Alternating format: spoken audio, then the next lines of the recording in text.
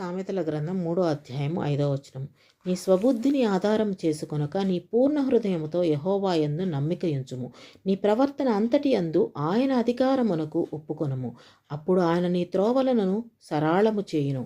నేను జ్ఞానిని గదా అని నీవు అనుకొనవద్దు. యెహోవా యందు భయభక్తులు కలిగి చెడుతనమును విడిచిపెట్టుము. అప్పుడు నీ దేహమునకు ఆరోగ్యమును నీ ఎముకలకు సత్తువయు కలుగును.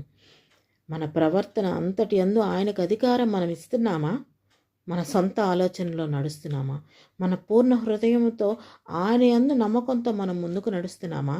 మనం ముందుకు నడవాల్సింది ఆయన చూపించిన మార్గంలోనే, ఆయన చెప్పిన మార్గంలోనే. సామెతలు 18:2 అంటున్నారు, బుద్ధిహీనుడు వివేచన యందు సంతోషింపక తన అభిప్రాయములను బయలుపరచుట యందు సంతోషించును అని. మనం మన సొంత అభిప్రాయాలను బయలుపరుచుకొని ముందుకు నడుస్తున్నామా? దేవుడు చెప్పిన మార్గం